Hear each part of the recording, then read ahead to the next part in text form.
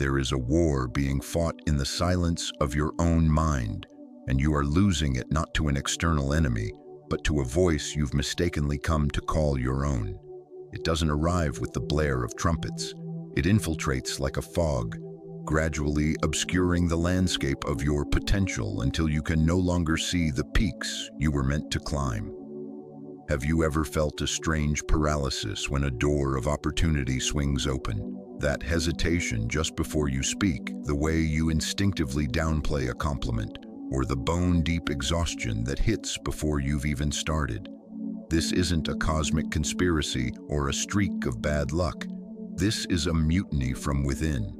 And the cruelest irony, you've been expertly trained to salute this inner tyrant, to bow to its decrees as if they were universal law. But what if the core premise is a lie? What if your entire life has been orchestrated by a ghost story, penned by fear and reinforced by mindless repetition? The ancient Stoics understood this trap intimately, warning that the most devastating wounds are self-inflicted, born from the fictions we accept as fact.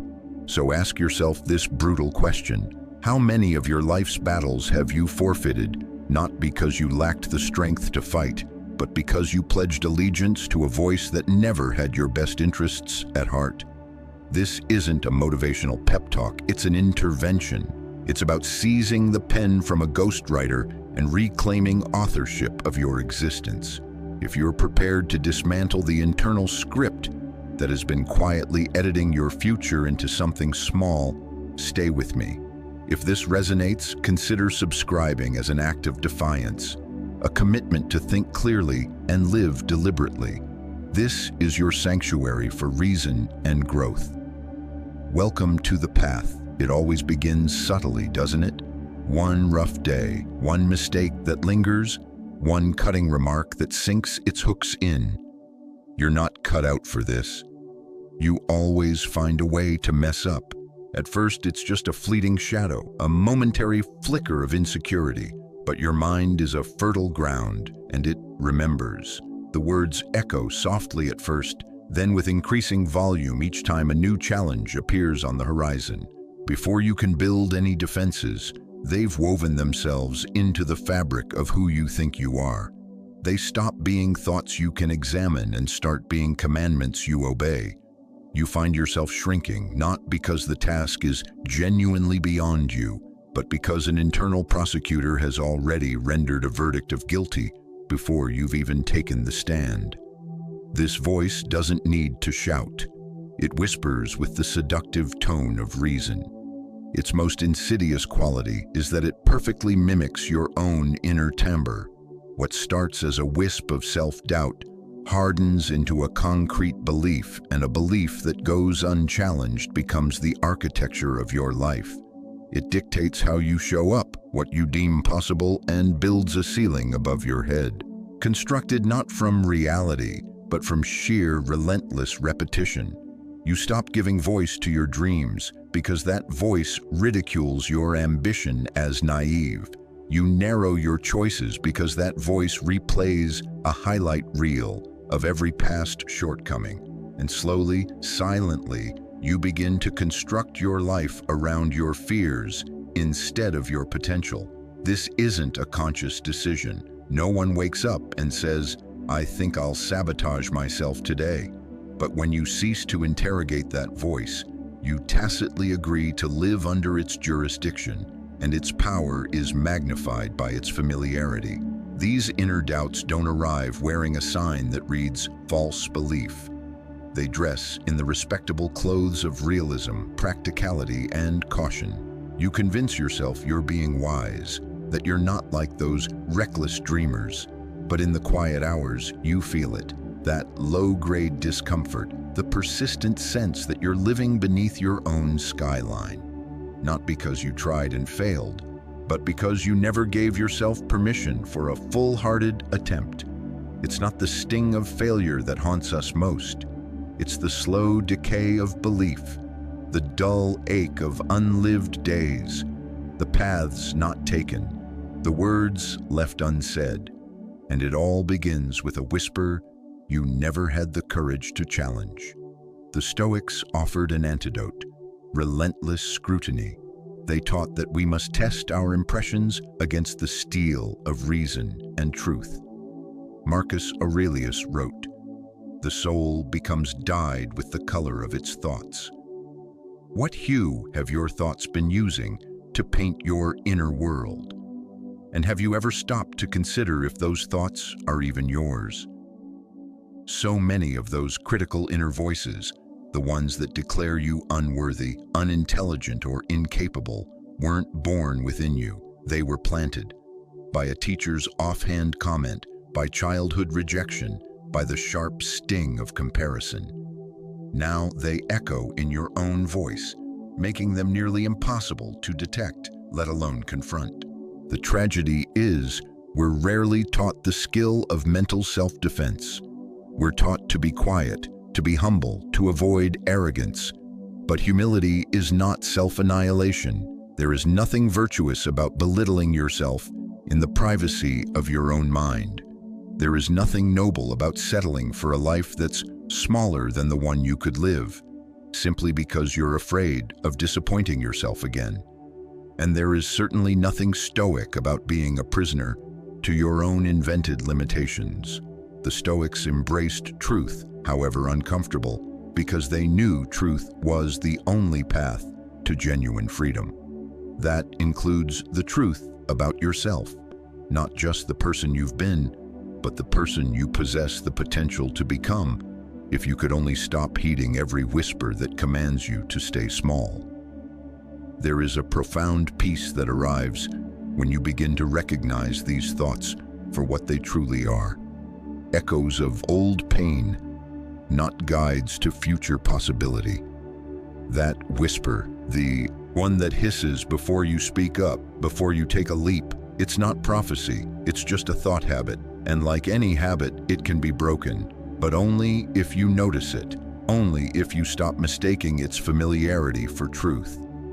So what is the practical move? You become an observer, you watch, you question. And every time that voice pipes up to limit you, you ask it three simple questions. Is this undeniably true? Is this thought helping me? Is its presence necessary right now? And more often than not, you'll discover it's just an echo, nothing more.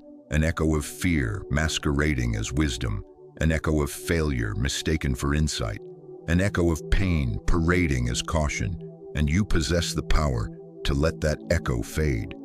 Because every time you act in defiance of that voice, it loses its grip.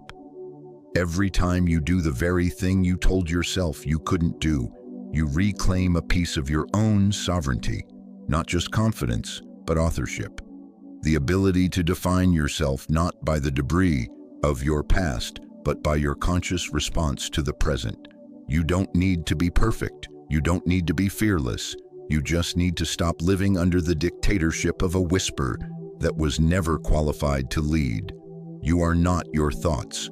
You are the awareness that observes them. You are not your past. You are the interpreter who chooses its meaning now.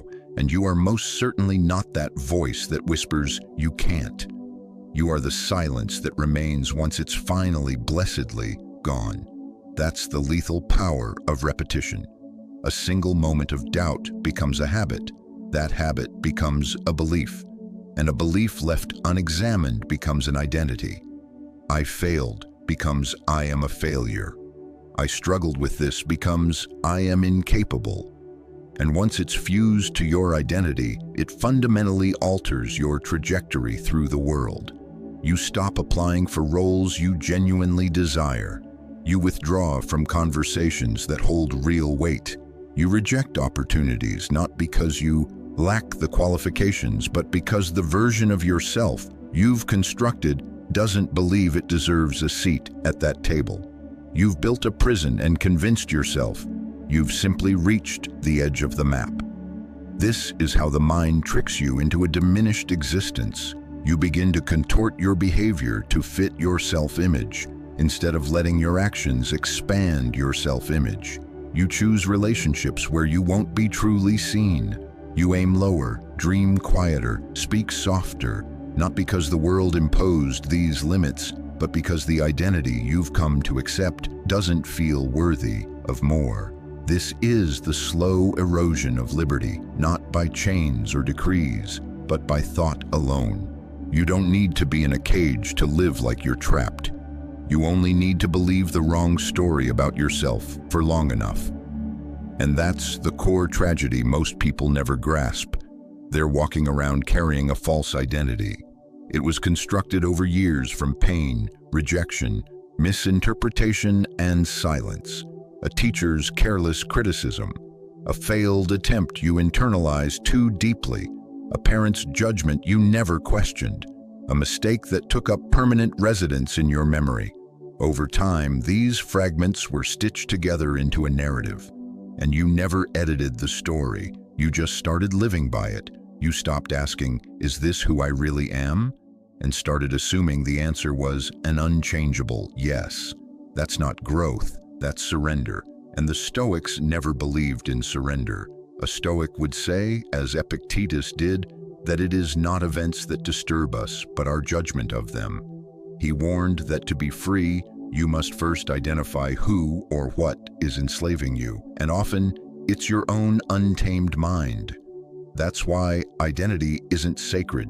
It's not immune to challenge.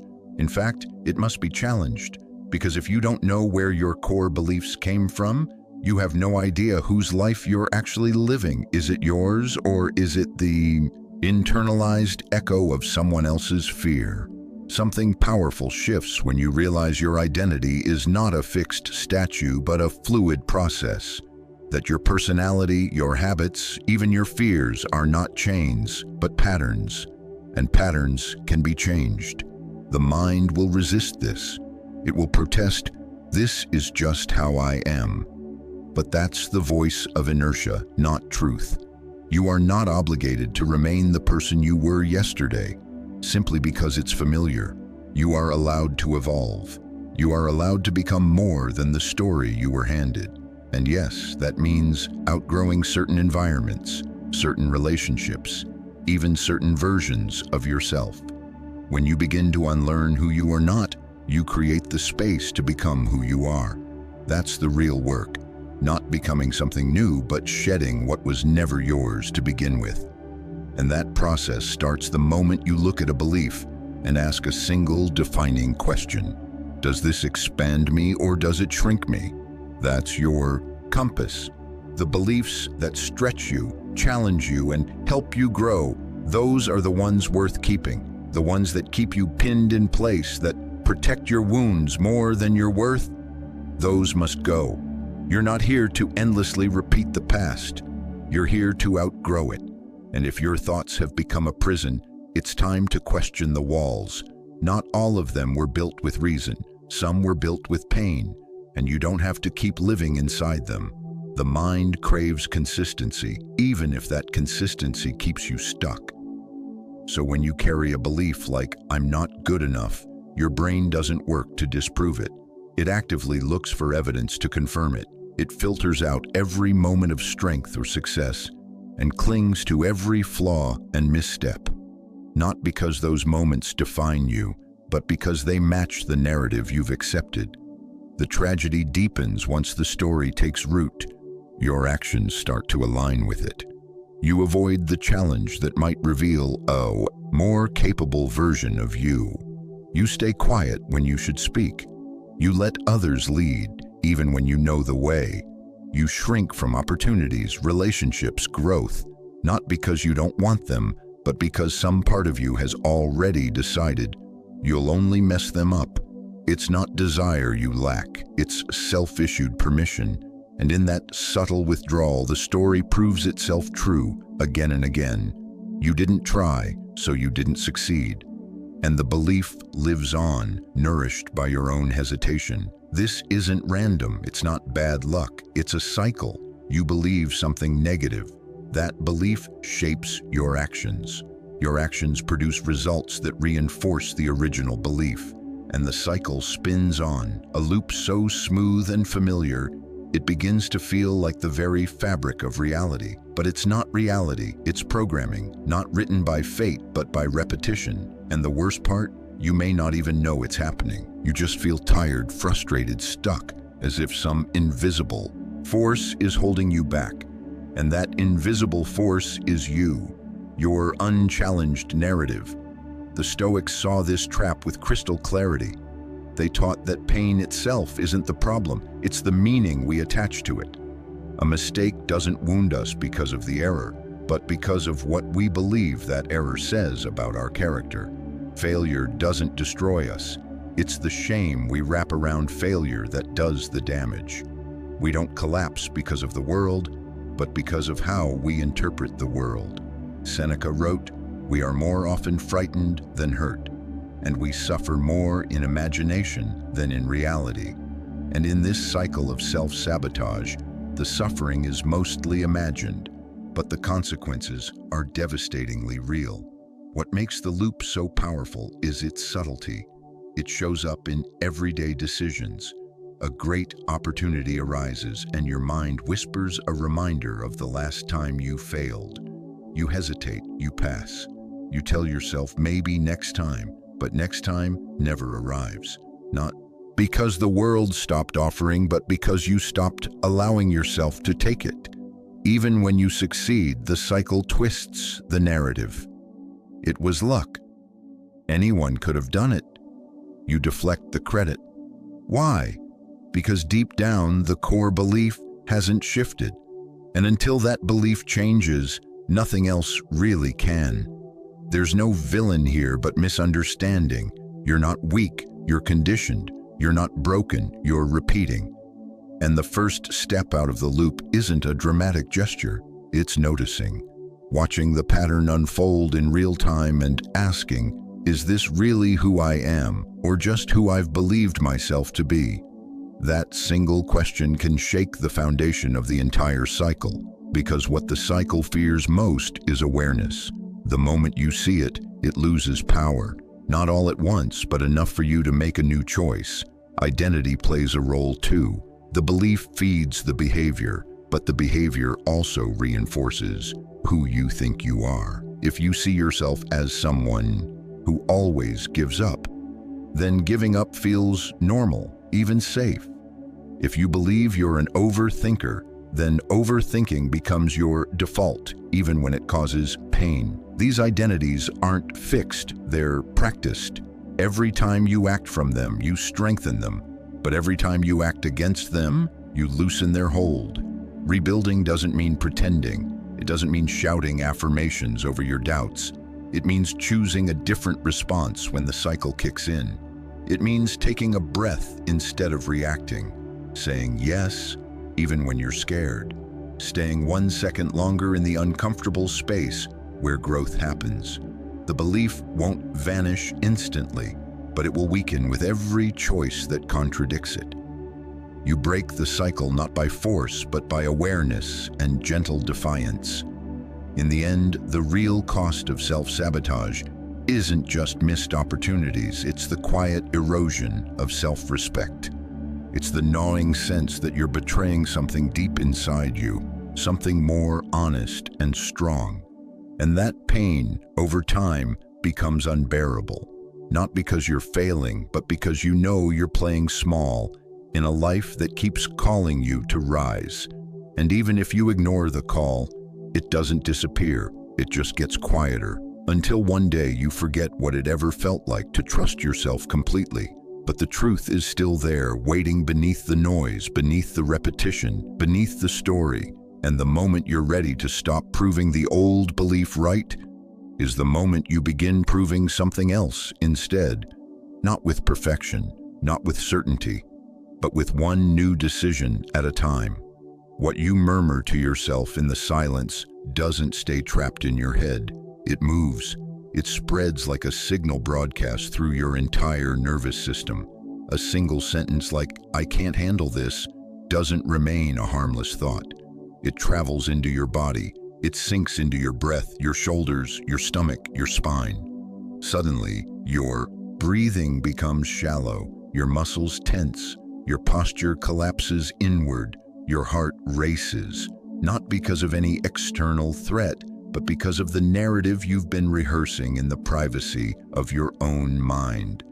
Your body, unable to distinguish between a real danger and an imagined one, prepares for survival, and in doing so, it quietly shuts down the very systems you would have needed to perform, create, or connect. You don't lose because you lack capability. You lose because your mind has trained your body to believe that loss is inevitable. We rarely see the damage done before we even act, before the speech, before the decision, before the risk. The damage begins with perception, with a conditioned fear wearing the mask of truth.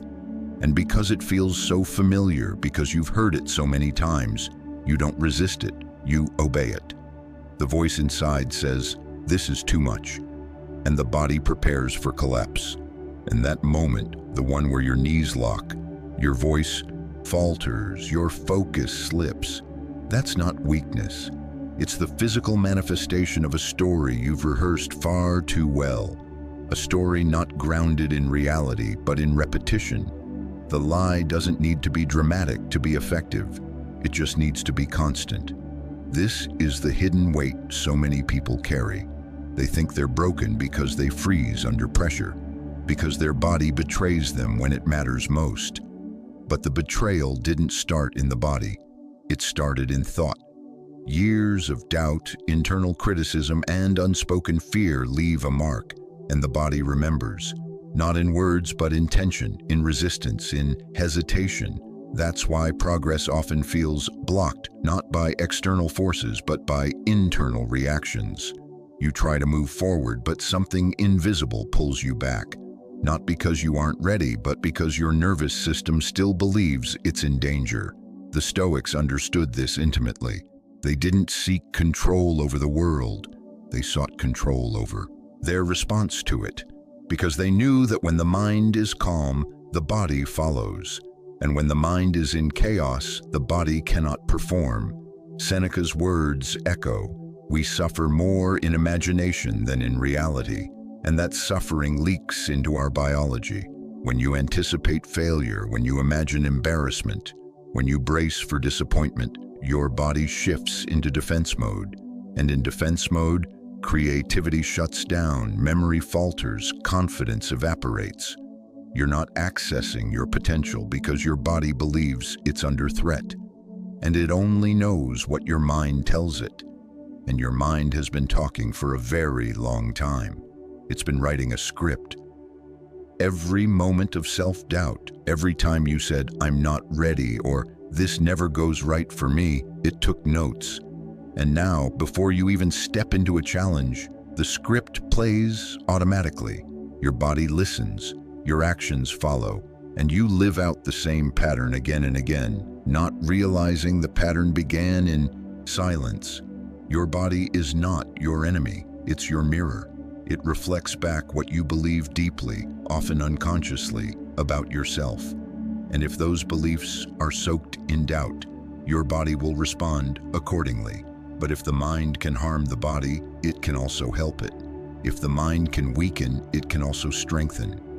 The Stoics trained their perception because they knew that fear distorts not just the mind, but the way we move through life. A calm mind doesn't mean the absence of fear. It means clarity despite fear, presence despite uncertainty, and that presence is what opens the door to your real capacity. Because here's the truth. You're not failing because you're incapable. You're failing because you've taught your body how to fail, not on purpose, not maliciously, but through repetition, through internal dialogue, through emotional memories that were never healed. And every time you reinforce the idea that this is just how I am, you lock that training in deeper.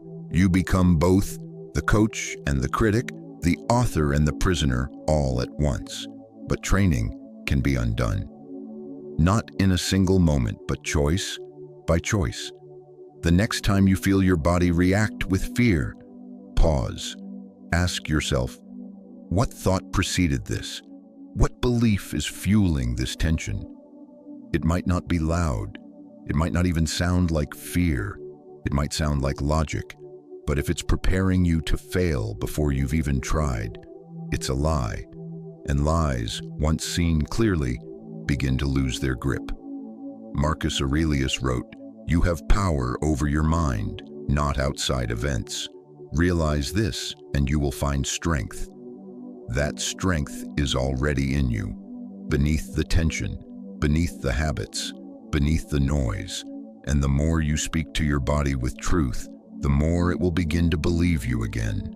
Not the fear, not the conditioning, but you, the one behind it all. The one who's finally ready to show up, not in survival, but in self-command. That's where your real potential lives.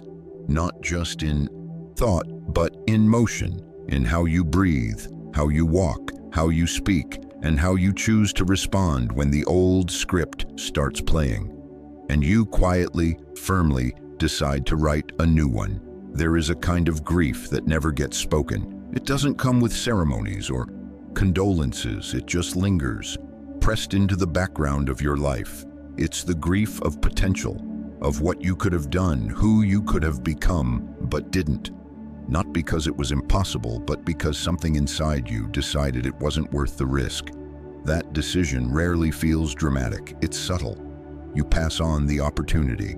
You tell yourself the timing isn't right. You convince yourself someone else is better suited. And just like that, you bury another piece of yourself under a layer of false safety. You don't always know what you've lost until years pass, and the weight of it catches up.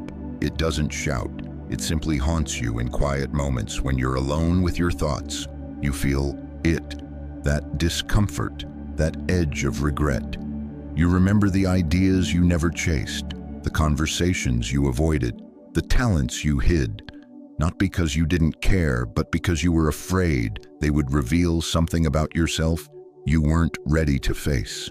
So you stayed silent. You stayed still. You rationalized your way out of growth, all in the name of being realistic. The problem is that fear rarely calls itself fear. It wears the mask of logic. It says, "Be careful." It says, "That's not practical." It says, "What if it doesn't work?" And you listen because those thoughts sound responsible. They sound wise, but underneath, they are rooted in a belief that you are not enough. That belief becomes your compass, and every decision guided by it pulls you 1 degree off course. Not far at first, just slightly. But years later, you look up and realize you're nowhere near the life you once imagined. There's a sorrow that comes with that realization. Not loud, not chaotic, just a quiet ache. The Stoics didn't fear death.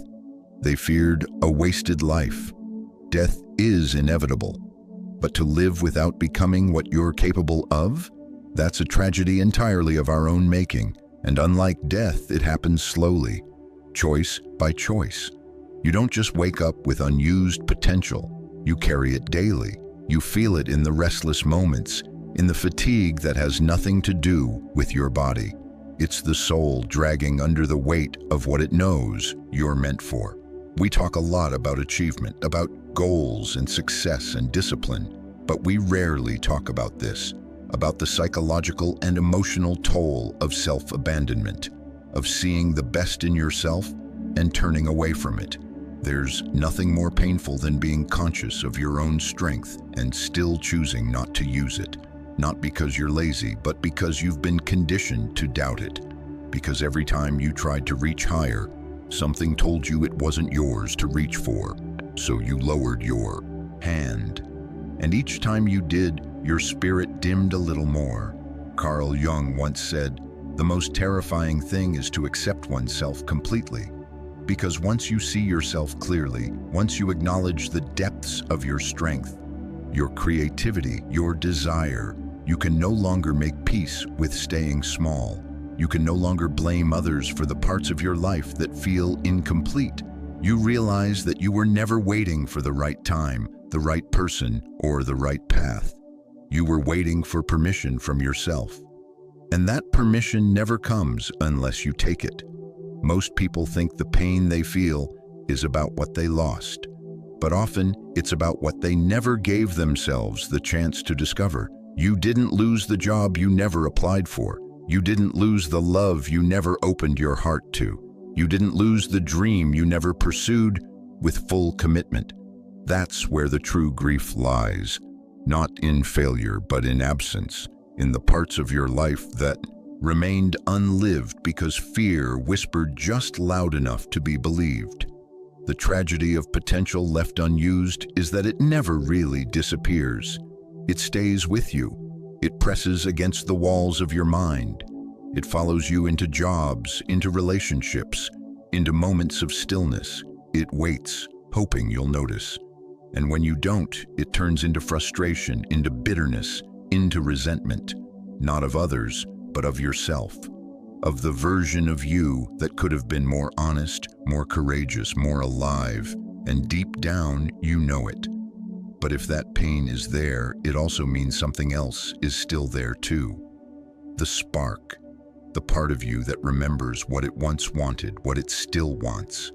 That part hasn't died, it's just been buried, and if you listen closely, you can feel it move. When you stop pretending that playing small is noble. There is no virtue in self-denial, not when it comes at the cost of your soul. The Stoics believed in living according to nature. And part of your nature is growth, evolution, rising toward your highest form, not for status, but for peace, because there's no peace in avoidance, only tension that grows quieter and heavier with time. Aristotle believed that where your talents and the needs of the world cross, there lies your vocation. Your potential isn't a luxury, it's a responsibility, not just to you, but to the people you could inspire, help, or love more fully. When you suppress it, you don't just betray yourself. You rob the world of something only you can offer. And whether that offering is small or great doesn't matter. What matters is that it's real, that it's true, that it's lived. No one escapes the pain of potential left unused, but some choose to transform it, to turn it into fuel, to look at what they've lost and say, no more, to stop mourning and start moving. That shift doesn't require a miracle. It doesn't require perfection. It only requires that you stop treating your dreams like fragile things. They are not. They are resilient, and so are you. The moment you let go of the belief that it's too late is the moment you begin again. So if there's something inside you stirring as you hear this, listen. Not to the voice that tells you it's foolish or risky or selfish, but to the quiet one underneath, the one that knows what you were meant to become, the one that's been waiting. And maybe, just maybe, it's time to stop waiting too. It is one of the most persuasive liars you will ever encounter. The voice inside your own head. It sounds exactly like you. It uses your vocabulary, your tone, your memories. It speaks with an authority that feels unshakable, as if it possesses knowledge you don't. It doesn't scream, it doesn't argue, it simply states, you're not ready. That's not for you. You'll just mess it up again. And you believe it. Not because it makes logical sense, but because it has been there for so long that you stopped questioning its credentials. It became familiar, and familiarity left unchecked is easily mistaken for truth, especially when no one ever taught you how to tell the difference. That voice isn't your enemy in disguise. It's your past, pretending to be your protector. It was built piece by piece from experiences that hurt, from rejection you never processed, from mistakes you blamed yourself for too harshly. It grew from comments you took to heart at an age when you didn't know how to filter what deserved to stay. It learned your fears, studied your wounds, memorized your weakest moments, and now it shows up at the worst possible times, masquerading as your guide. But it's not guiding you forward, it's keeping you small, keeping you safe, keeping you stuck. The real tragedy is that no one ever told you that you could challenge it. No one said you had the right to talk back to that voice, that you could look it in the eye and say, based on what? Or ask, is this truth or just fear wearing a mask? That inner critic doesn't thrive because it's powerful. It thrives because it goes unchallenged. You let it narrate your life.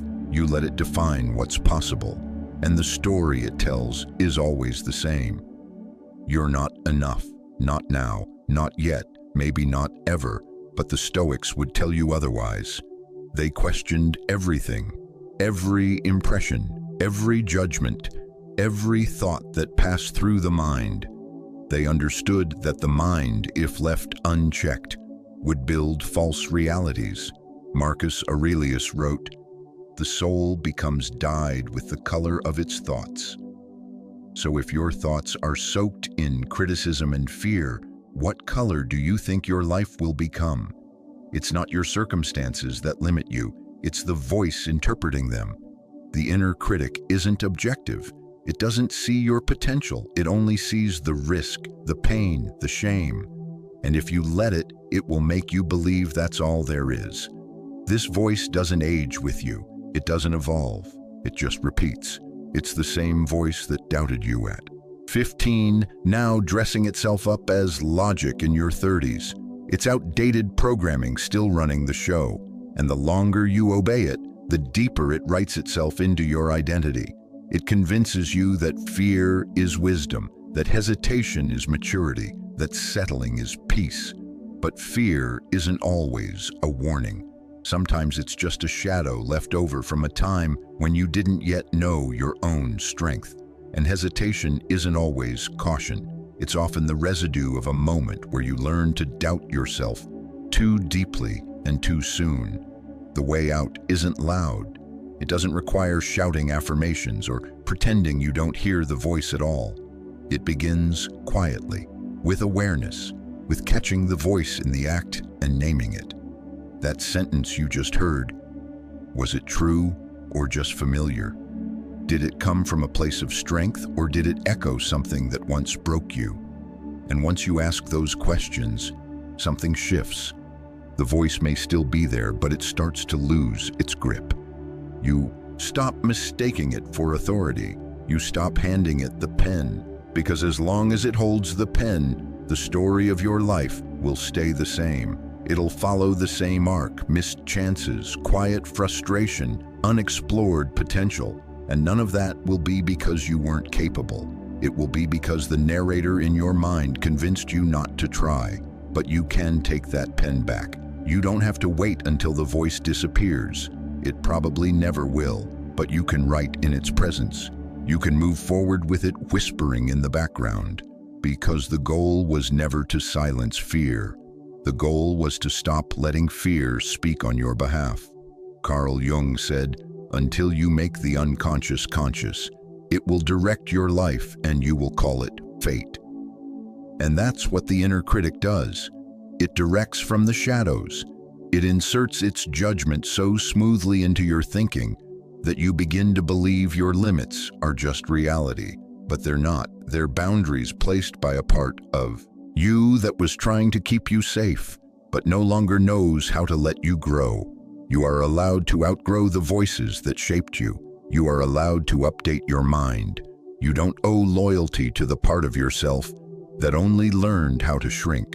You owe it to the part that's been waiting to expand, that part that feels energized when you imagine something more, the one that sees risk not as threat, but as possibility.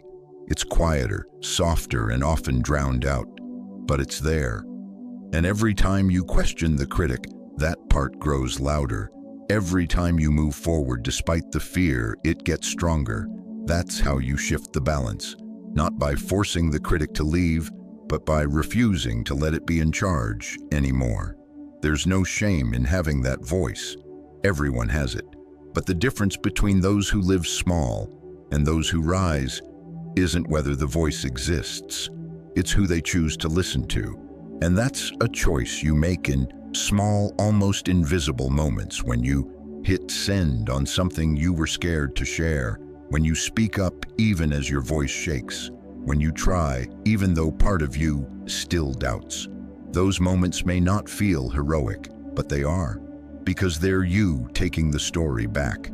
And you don't need to do it all at once. Just one sentence at a time, one choice that says, I see the fear, but I'm not letting it drive. One moment where you trust the deeper voice inside, the one that knows what you're capable of, even if you haven't fully seen it yet. That's the voice you build your life around. The one that doesn't demand perfection, only courage, only honesty, only the willingness to stop letting your past speak louder than your present. This is your mind, your story, your authority, and no critic, no matter how familiar, deserves to keep writing it for you. It doesn't begin with a declaration of war. It doesn't require force, shouting, or trying to silence the voice inside your head. The first step to reclaiming your narrative is simply this: watching, just noticing, paying attention to when the voice appears, what it says, and what triggers it. Maybe it's when you're about to try something new. Maybe it shows up right after a failure. Maybe it whispers most loudly when you're close to something that actually matters to you. The pattern reveals everything. Not just what you fear, but how your fear disguises itself as reason. That's what you begin with, not reaction, but observation. Not a fight, but awareness. Because most people are too quick to believe the voice, or too desperate to silence it. But when you simply observe it without immediately reacting, something incredible happens. It loses power. You realize that just because it's loud doesn't mean it's true. And just because it feels familiar doesn't mean it's wise. Some of those phrases have been with you for years. You've rehearsed them, repeated them, lived by them. But that doesn't mean they're right. That doesn't mean they belong in the story you're writing now. So you start small. You catch a phrase like, "I'm not good at this," and you change it. Not with delusion, but with honesty. "I'm still learning." You replace "I always screw this up" with "I'm figuring it out." You stop labeling yourself like a finished product and start describing yourself like a work in progress. Because that's what you are, and there's power in admitting it. Not as an excuse, but as a way to reclaim authorship. These shifts may seem insignificant, like changing a single line in a long book. But that's how stories are rewritten, one sentence at a time. Language shapes identity. The words you use about yourself either trap you in limitation or open space for growth. When you say, "I'm a mess," your brain stops looking for solutions. But when you say, "I'm overwhelmed right now and I'm working through it," you create room. You create momentum. And more than anything, you create agency. That's the quiet revolution of changing your internal dialogue. It puts the pen back in your hand. It turns you from the passive audience of your own life into the active author. The Stoics believed that while you cannot control external events, you can control how you interpret them and how you respond. Epictetus said, "It's not what happens to you, but how you react to it that matters." That includes how you react to yourself. When you catch the voice saying you're failing, you don't have to argue or collapse. You can say, "Maybe I'm struggling today," but that doesn't mean the story ends here. That one shift keeps you moving. It keeps the door open. And the truth is, most of what you need isn't certainty. It's space. Space to grow, to try again, to evolve without shame. Carl Jung believed that the process of individuation, the path to becoming who you truly are, requires confronting the parts of yourself you've hidden, feared, or misunderstood. And that includes your inner voice. Not to destroy it, but to question it, to learn where it came from, who it sounds like, what it protects you from. Because sometimes the voice that keeps you small was formed during moments when smallness felt safe. It was a survival mechanism, a way to cope. But survival isn't the goal anymore. Now it's about wholeness, and that means reclaiming the parts of yourself that you abandoned when you were trying to stay safe. The journey back to self-authorship doesn't happen all at once. It happens in those ordinary, invisible moments. When you pause before making a decision and ask, "Am I doing this because it's true to me or because I'm afraid?" When you fail and hear that old voice begin to speak, but you respond with a new one. When you take a step forward, even though your self-doubt is begging you to retreat. These moments don't look heroic, but they are, because they mark the beginning of a different kind of life. A life that's not ruled by the past. Time isn't just lost in distraction. It's lost when you live a life that isn't yours, because you let someone else's voice narrate it. But the good news is, it's not too late to change the script. Not through force, but through steady, deliberate attention. You don't need to flip your life upside down. You just need to start speaking to yourself with a little more truth, a little more kindness, and a lot more ownership. This is about remembering that the story isn't finished. You haven't missed your chance. You haven't lost the pen forever. You've just forgotten that it was always in your hand. You were waiting for some signal that it was okay to begin again. This is it. This moment right now is your signal, not to erase everything that's happened, but to write forward from it, to take the lessons and the pain and the missteps and use them as ink, not chains. You are not the mistakes you've made. You are not the voice that narrates your fears.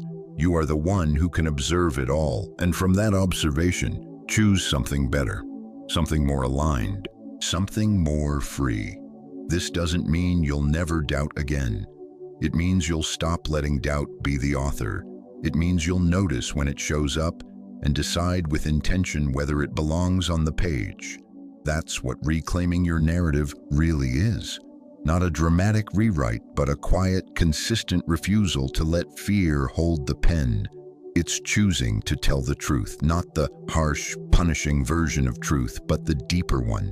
The one that says you're still learning, that you're still capable, that you're allowed to grow, stumble, and still move forward. And that even if your voice shakes when you speak up, it's still your voice. It still matters. And it's time to use it.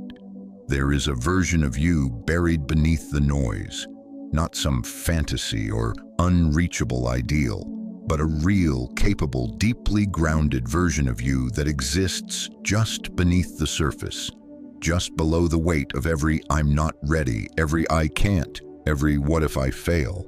It's not that this version doesn't exist, it's that it's been quieted, drowned out by years of learned hesitation, smothered by a pattern of thoughts that were never questioned, only obeyed. What you call me is often just the accumulation of repetition, what others told you, what fear whispered to you, and what you told yourself in moments of pain. But there's something deeper than all of that, something untouched, something waiting. When you start turning inward, not to analyze or fix, but simply to see clearly, you begin to notice the gap between the voice and the truth. You begin to hear your inner critic not as wisdom, but as static, as background noise that has been playing so long you forgot you could turn it down. And in that space, something awakens. Not all at once, not like a fire, but like a steady pulse. You stop obeying the thought that tells you you're not enough.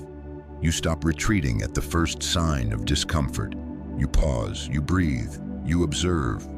And from that stillness, a different kind of strength starts to emerge. This strength doesn't come from proving yourself. It doesn't roar, it doesn't need to. It's quiet and deliberate. It's the kind of strength that moves differently, not to impress, but to express, not to perform, but to show up fully. And as you begin to act from this place, you notice that the world doesn't shift first. You do.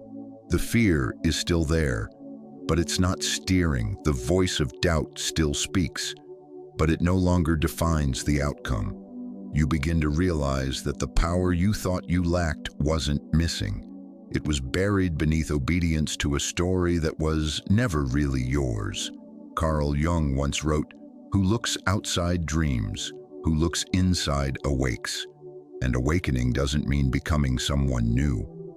It means reclaiming what you've ignored, the creativity that went unused, the confidence that was dismissed, the courage that showed up in glimpses but was quickly covered over by the mind's demand for certainty. This isn't about reinventing yourself. It's about returning to what was always there, what was simply waiting for you to listen more deeply than you ever have before. There is nothing wrong with fear. There is nothing weak about doubt, but there is something tragic about mistaking them for truth. When you do that, you give them power they were never meant to hold. You live in their shadow. You shrink your voice. You turn away from the very life that would have helped you grow. But once you stop assuming the inner voice is the final authority, once you test it, question it, sit with it instead of running from it, you begin to sense a shift. You recognize that much of what you avoided wasn't because you weren't capable, but because you had never seen what was beneath the fear. And what was beneath the fear was you. The Stoics believed we suffer more in imagination than in reality. Most of the pain that holds us back doesn't come from the world. It comes from within. It's imagined failure, imagined judgment, imagined collapse. But the body still reacts. The mind still obeys. And so you live as though the threat is real, even when it's not. But just as the imagination can create suffering, it can also unlock freedom. When you begin to imagine what might happen if you trusted yourself, if you acted in alignment with your deeper self, not your conditioned one, that's when possibility becomes real again. You begin to walk differently, not because the path has changed, but because you have. You're no longer looking for proof that you're allowed to begin. You begin, and that becomes the proof. You take the step, and then the voice shows up, but this time you don't retreat. You keep walking because you've learned something essential. Courage doesn't mean silence in your head. It means action even when the noise is still there, even when the old story tries to remind you of who you were. Seneca said, "It is not that we have a short time to live, but that we waste much of it." And most of that waste happens in the in-between, in the space between the impulse to act and the decision to doubt. That small space where you hear the idea, feel the pull, sense the truth, and then overthink it until it dies. But you can reclaim that space. You can shorten the distance between your knowing and your action. That's what it means to live from your deeper self. You don't wait for the noise to disappear. You move anyway. And with each step you take in defiance of the old voice, that voice gets quieter. Not because it vanishes, but because it loses authority. It becomes what it always was, just a thought, not a law, not a prophecy, just a thought. And you are no longer bound by it. You get to respond with something new, something that says, "I hear you, but I'm choosing this anyway." And in that choice, your power returns, not as something given, but as something remembered. So if you feel like the life you want is out of reach, ask yourself this: is it really far away, or is it just buried under all the noise you've mistaken for truth? Because maybe the dream hasn't changed. Maybe you haven't even changed. Maybe you've just been distracted, and maybe now is the time to listen more closely. Not to the critic, but to the part of you that's been waiting patiently, silently, powerfully. You don't need a new life. You just need to return to the one that was yours before fear took the pen. And if you do that, if you show up not as a perfect version of yourself, but as a present one, you'll see that the power you thought you were missing was always within reach. Not in the absence of fear, but in the refusal to let it lead. Not in becoming someone else, but in finally stepping into who you've always been. You were never the voice that doubted you. You were the quiet strength beneath it, waiting to be remembered. Your story isn't over, and the next chapter begins the moment you choose to write it yourself. If this connected with something inside you, there's more waiting. Watch one of the suggested videos now and keep walking this path of clarity, strength, and self-mastery. If this video added value to your day, please hit that like button. It helps more people find this refuge for reason. Thank you for being here, and thank you for being a part of Stoic Mindset Mastery.